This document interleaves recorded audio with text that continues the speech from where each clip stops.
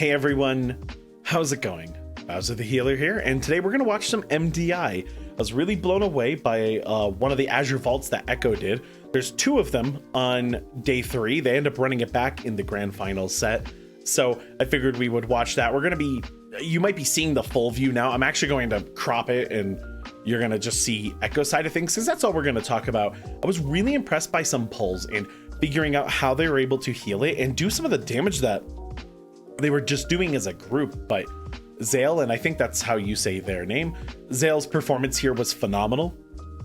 And I actually learned a lot about how they're healing some of these. Because if you get told, oh, hey, you're going to heal a 23 fortified Azure vaults, I think I'd scream. Like just under normal conditions, right? On live, maybe not in tournament realm.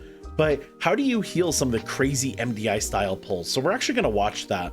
And I want you to watch just how nuts this gets. We're going to let it play through once and then I'm going to break it down.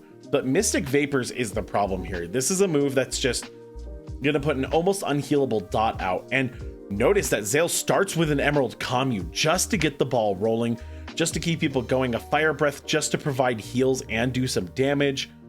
They have a Stasis ready, and then they end up doing a Deep Breath while a Rewind is ticking.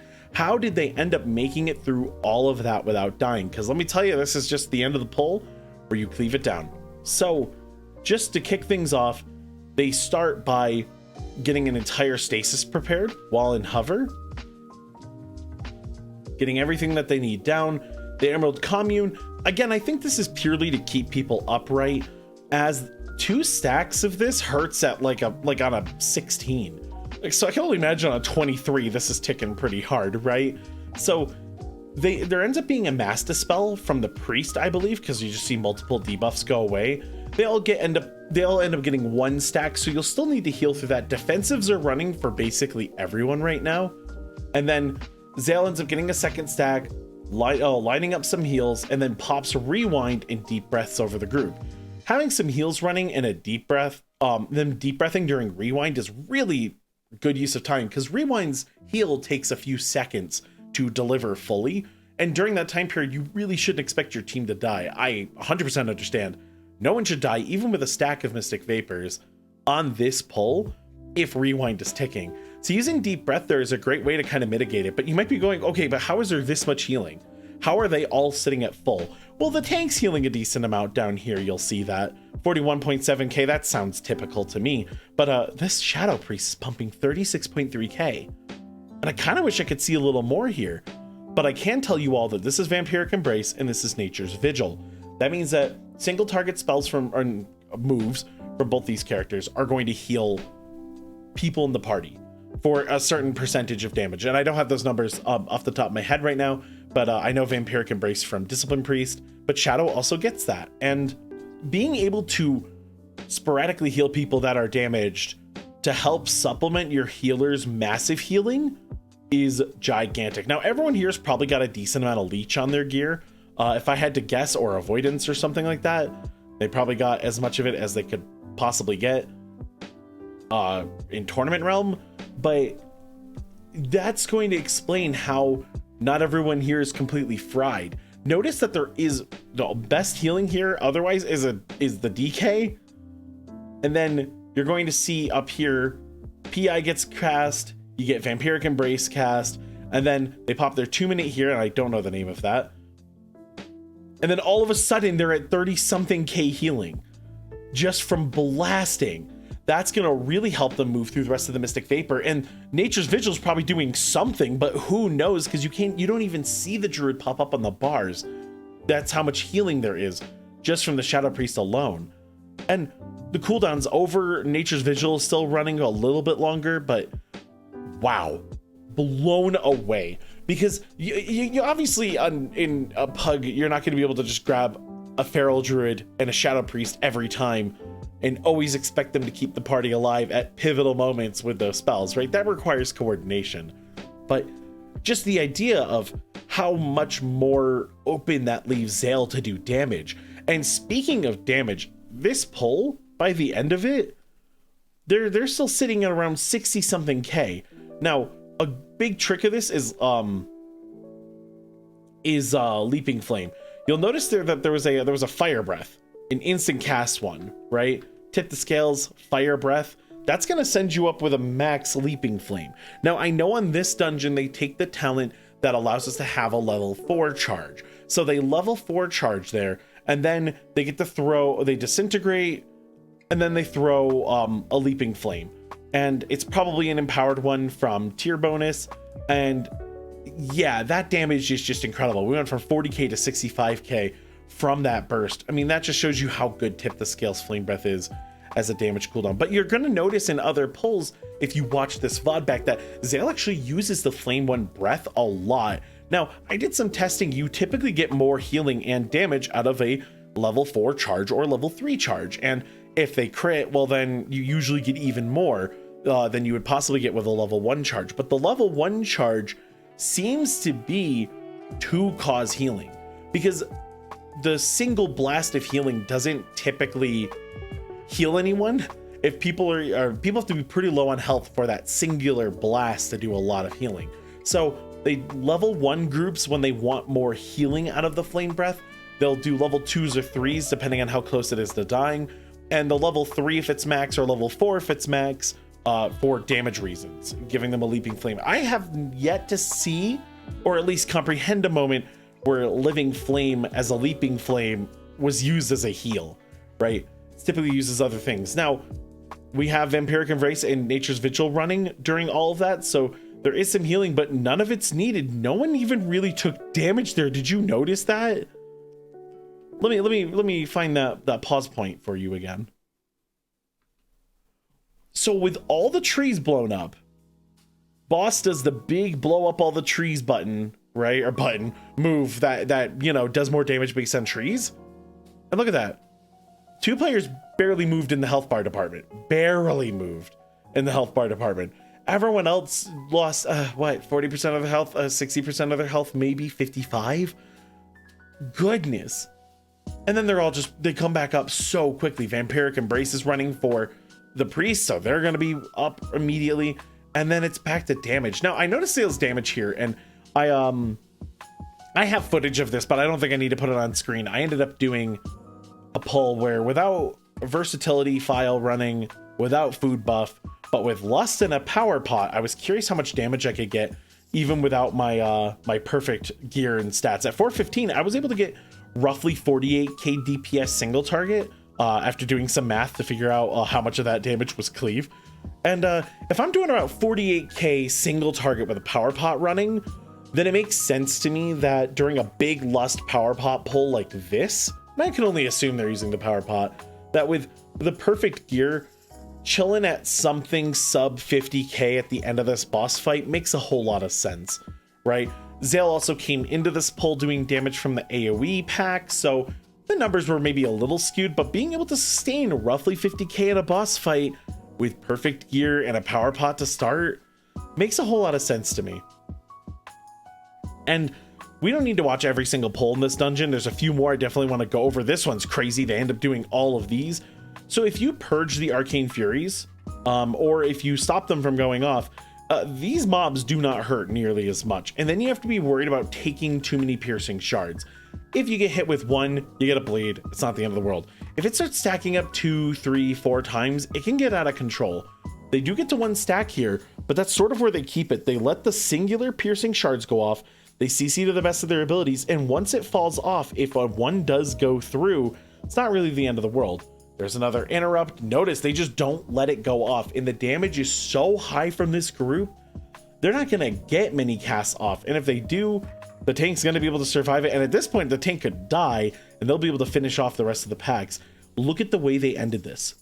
297k damage per second. Look at all 3 of those are absolutely cracked. The tank's doing almost 100k and Zale's doing 73.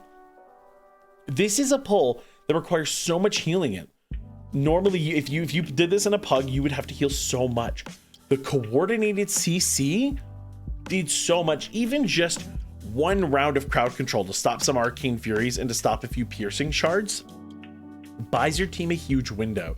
Granted, when you're doing this in a live key, typically speaking, players aren't going to be putting out these numbers all the time, because either they're not perfectly geared or they don't have they didn't like line up their cooldowns for this pull.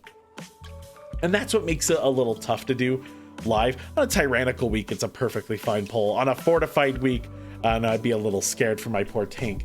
But this was a really interesting strat to mitigate, but there's a much cooler one. So they end up getting a big pack up here, and then we end up doing a skip down below. Everyone jumps down. We do another pack here. And then this is all just standard stuff. You've seen pulls like that. You've maybe done pulls like that. Oh, it does not matter. This is crazy, but I learned so much about this dungeon first time watching this here. The commentators had a lot to say. First of all, if this was a tyrannical key, I bet you cash money they pull all of this on top of the boss. If I'm Echo, I'm pulling all this on the boss on the tyrannical week, but it's fortified, so they don't grab everything. And I think maybe if it wasn't sanguine or maybe 23, maybe they could have grabbed the whole room, but the only pack they miss is this one. Okay, so as a healer, you see this and you go, this must be a nightmare to heal. Icy Bindings needs to be stopped, and there's a few other moves here that can hurt, but a lot of these things just target the tank.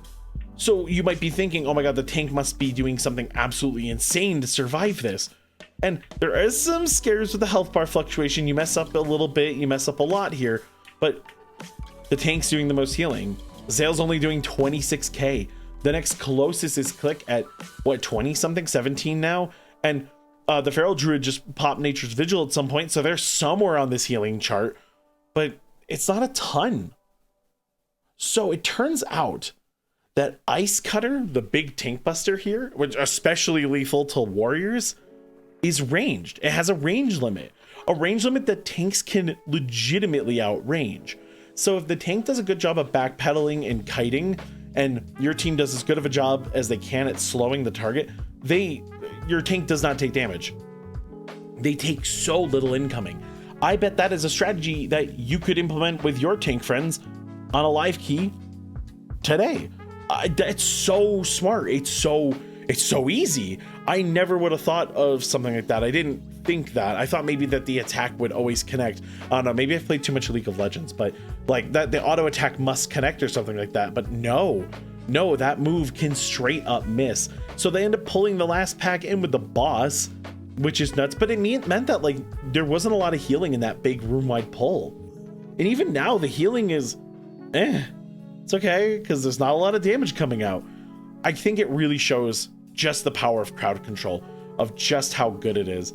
And you'll end up learning that Nature's Vigil and Vampiric Embrace get popped in this, and the healer can be split from everyone. You don't need to stack up the whole group in order to survive this, because you have Vampiric Embrace and Nature's Vigil putting in work right now. Right, if the Shadow Priest is at 17k, let's pretend Gingy's at 15k or 13k. That is so much healing to help with that phase. And, you know, you even pop a defense if you get mildly low, and Zale's going to be able to get to you. Zale doesn't even use a cooldown. Rewind's still up. Stasis, I think, yeah, Stasis was used. But Rewind's up, Emerald Commune's up, Time Dilation just came back up. You're sitting so pretty. The only worry here is, maybe mana bar if something horrible happened, but nothing horrible should be happening. And Nature's Vigil's up in 42 and Vampiric Embrace is up in 23, but are they going to have to rely on that? No, because Echo ends up doing this pull and killing Azure Blade before phase. Now when Azure runs out of mana bar, they're going to run back into the middle of the stage and regenerate. But Light of Creation, such a nice button to have. So they drag Azure Blade all the way to the wall so that they can damage Azure Blade all the way into the center of the room. And they have time to spare too. Look at this, drag them all the way back. Azure Blade goes, okay, I have to refill my mana bar. Goes back to center. And then you have the entire channel period. The channel period that got stopped when? Yeah, it barely started going off. So they still had time to do a couple more % of damage if they were bad about their DPS here. So they had room to spare, and I can guarantee you, I think they did it faster in their first run. This is again the second run. So I learned so much from watching this. They mind soothe that breaker right here to manage to skip it. But then there's this pull. I don't know how I feel about this. They grab everything. I mean, they grab everything. The hardest part about, so when you think about all these mobs that they're grabbing, right? They're gonna grab this whole room. And so you might be thinking to yourself as a player, like, how do you heal this? How do you survive this? And they do use a lot of cooldowns here, but the biggest incoming damage threat here, the only thing that's scary is the combo you're seeing right now. Shoulder Slam and Bestial Roar. Bestial Roar does just an absurd amount of damage to the party. I think it ramps a little bit. It always feels like it hurts more later. And then Shoulder Slam also just hits really hard. So if someone gets Shoulder Slammed, they lose that much health. Okay, if Bestial Roar goes off, they're dead. So they have to make sure those stay out of sync. So I think they go for a specific pull timer that allows them to get Shoulder Slammed and Bestial Roar out of sync so that they're not happening at the same time anymore. And it looks like it's okay. It looks like someone could die. So they're running defensives, trying to kill one of those breakers as fast as humanly possible, I would imagine. Because you don't have to go off, but like, as long as you don't get landed on by a frog, the tank just has to survive a bunch of slaps from the smaller critters. And yeah, and notice the tank's healing's the highest. The healer isn't actually doing a whole ton right now. Nature's Vigil and Vampiric Embrace were both used, so there is a decent amount of healing. And notice that Sanguine's causing them a little bit of grief here at a decent amount of healing. The frogs take a moment before they move. They're notorious for causing problems in Sanguine, so. And then my favorite part about this run, I think, entirely, is look at the in and out motion. Almost all of them are together. The priest ends up coming over right around now, and they end up just doing this out and in dance to get all the frogs to keep landing near each other so that they're never too far. Because this is going to be a hard pull to AoE down, right? It's not just like you can just group them up and have, I don't know, your Resident Windwalker, Unholy, whatever, just spin on everything and kill it all. But because of this walking in and out maneuver that they're doing, they're able to get all the frogs to jump in a relatively similar pattern. So they're going to have as much uptime as possible. And because there's only one breaker left, you can kind of just leave them alone because they shouldn't be killing anyone. No one should be dying on this pull. The tank has no extra cooldowns running. Everything's good. It's just clean. There's not a lot to say here. They just keep this up for a while. They end up mind soothing one of these dudes, and you can skip here apparently, which is really neat. If you're a evoker, you can just kind of jump over. And then the rest of this is just typical boss fighting stuff. I'll actually speed it up while we chat. One other cool thing before we depart is you're going to notice that the Shadow Priest starts a channel here. I think it's Mind Seer or whatever it is.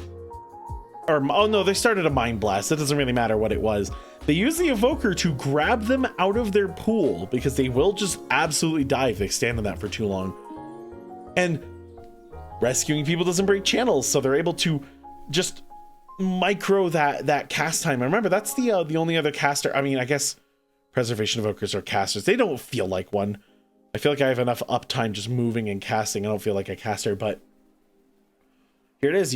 You heal people up. They're flash healing themselves up, which is wild to me. And then, yeah, rinse and repeat. They end up using Nature's Vigil and Vampiric Embrace every once in a while to help take the pressure off of Zale, who is running a little low on mana. So they're going to be spending Disintegrates to try to get their mana bar back up. Emerald Communion, I think, is used here to not only heal everyone back up from the incoming damage, but also to get some of that mana bar back. So, because they don't need it in the next boss fight. And then, yeah, the next boss fight is exactly what you think it is. They do this forever. Greywing goes down. And then the boss fight is exactly what you think goes on here. They just do a ton of damage. They move perfectly. They move as a group. Tank goes down, but, you know, quick little battle res to fix that. No harm, no foul. So my closing comments are that, yes, it's insane to see an 18-minute and 45-second Azure Vault at plus 23 on Fortified, of all fixes. And to see it run that clean. There's only 2 deaths. I'm blown away. But I think the part I'm most blown away about is the amount of ways they relieve the pressure off the tank and the healer with the DPS. Whether that be the DK keeping themselves alive very easily, whether that be Gingy and Click here go into town with their healing cooldowns that help the team just stay up. But the fact that Zale gets to pump 50k single target is freaking awesome. I mean, I think that is super, super cool to be able to heal that efficiently and keep people up. And I mean, look at the damage done in this run. In this boss fight alone, there was 10k healing done at the top by the tank, 8k next by Zale. That's how clean it was. I just think that MDI in tournament speedrunning, I already think is cool. Speedrunning in general, competitions and celebrations like Games Done Quick, I think is a wonderful thing. Tournament play, even cooler. Tournament MMO co-op speedrunning, the amount of juiciness there is here for just cool strats and cool plays and cool teamwork, I just love. Even little things like that rescue on the Mind Blast so that the Shadow Priest could keep casting is the kind of stuff that I just live for. I hope you guys enjoyed this. As the next MDI competitions roll around, I'll try to find some matches that we can review, and maybe I'll find a few more here. I don't know all the healers backwards and forwards yet, so I'm gonna stick to the ones I know for now, but I think this makes it more of an objective for me to learn more about the healers so that I can cover some of the ways in which they play. But this was awesome. It was a super duper treat to watch Echo go to town on this key. So I hope you all enjoyed the breakdown and the chat, and hopefully more of this soon, because damn, I really like this. I'll see you all soon.